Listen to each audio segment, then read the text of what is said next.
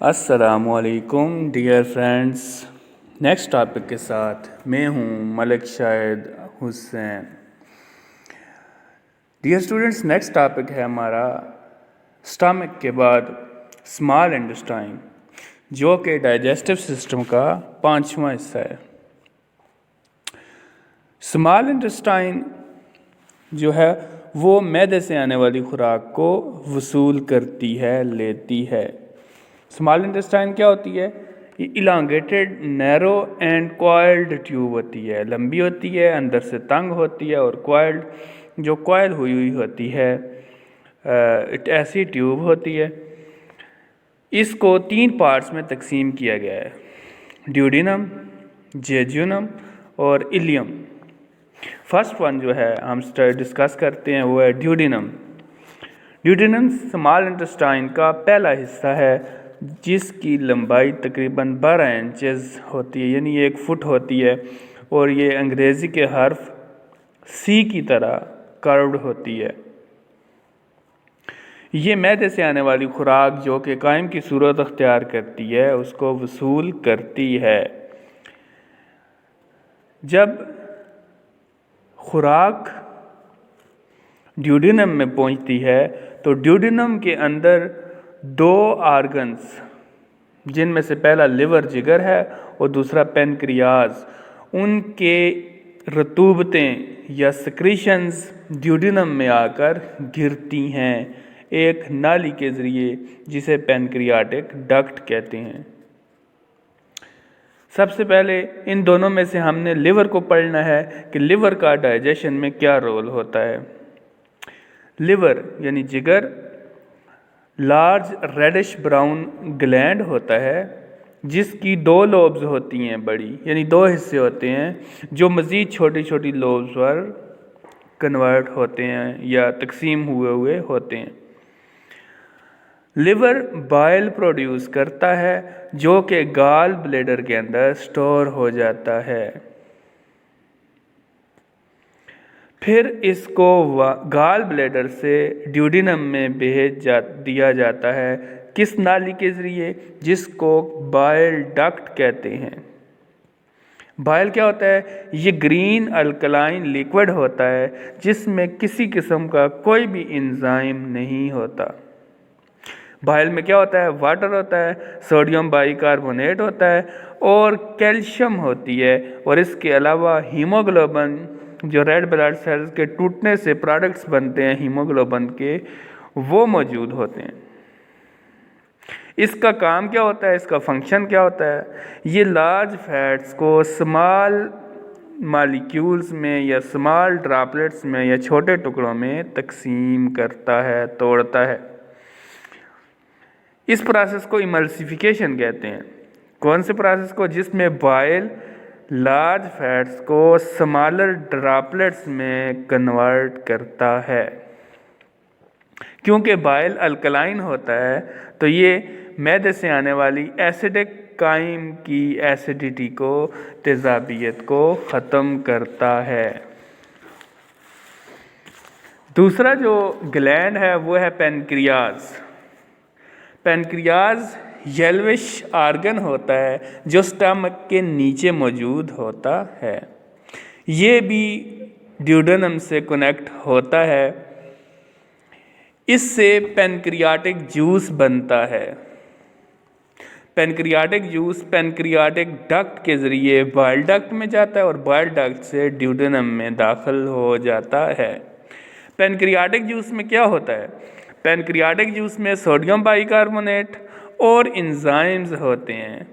Sodium carbonate मज़ीद acidity को कम करता है, तेजाबियत को कम करता है। और जो एंजाइम्स पेनक्रियाटिक डक्ट में होते हैं वो कौन कौन से होते हैं? पहला होता है ट्रिप्सिनोजन। ट्रिप्सिनोजन क्या करता है? इनएक्टिव होता है, और जब ये एक्टिवेट हो जाता है ड्यूडेनम के एंजाइम से, तो ये प्रोटीन्स को डाइजेस्ट करता है। दूसरा एंजाइम जो होता है वो अमाइलेज होता है, जो पेनक्रियाटिक जूस में मौजूद होता है। अमाइलेज का काम होता है स्टार्च को सिंपल शुगर्स में कन्वर्ट करना, जिससे स्टार्च बना हुआ होता है। और तीसरा एंजाइम होता है लाइपेज। लाइपेज क्या करता है? लिपिड्स को फैटी एसिड्स और ग्लाइसरॉल में तकसीम करता है। यानी लाइपेज लिपिड्स की डाइजेशन करता है, अमाइलेज स्टार्च की डाइजेशन करता है और ट्रिप्सिन प्रोटीन्स की डाइजेशन करता है।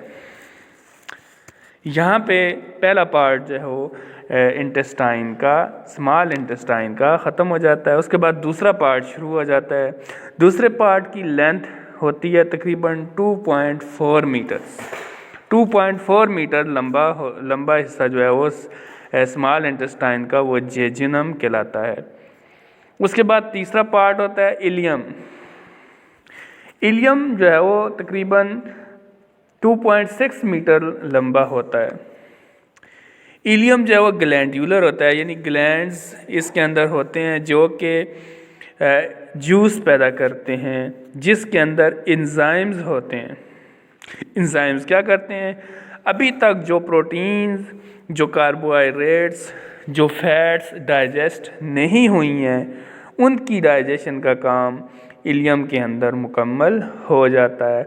और इस तरह ये तीसरा पार्ट स्मॉल इंटेस्टाइन का अपना काम करने के साथ साथ फूड की डाइजेशन का काम मुकम्मल कर देता है। यानी यहाँ पहुँचने तक खुराक की मुकम्मल डाइजेशन हो जाती है।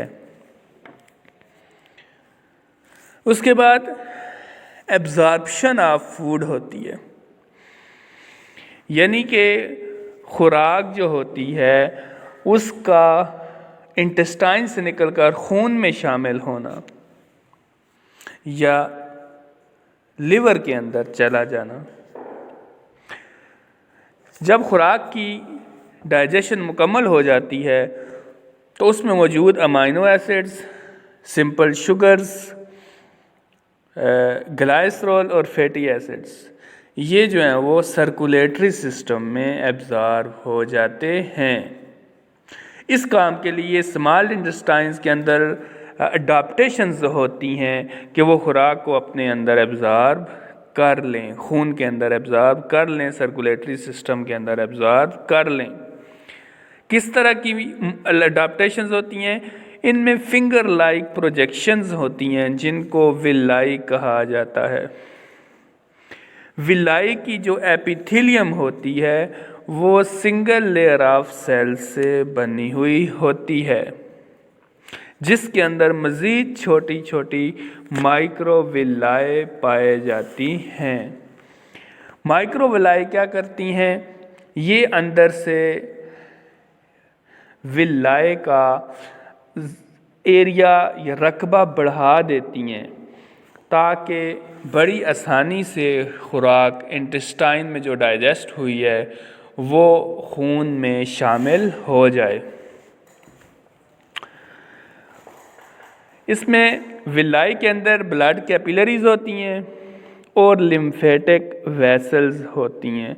जब एब्जॉर्प्शन होती है डाइजेस्टेड फूड की, शुगर्स की, अमाइनो एसिड्स की, विटामिन्स की, मिनरल्स की, वाटर की, तो ये चीज़ें खून में शामिल हो जाती हैं और खून की कैपिलरीज से होती हुई लिवर में पहुंच जाती हैं हेपेटिक पोर्टल वीन के ज़रिए, जो इंटेस्टाइन से न्यूट्रिएंट्स को, डाइजेस्टेड एंड एब्जॉर्ब न्यूट्रिएंट्स को लिवर में ले जाता है, जिगर में।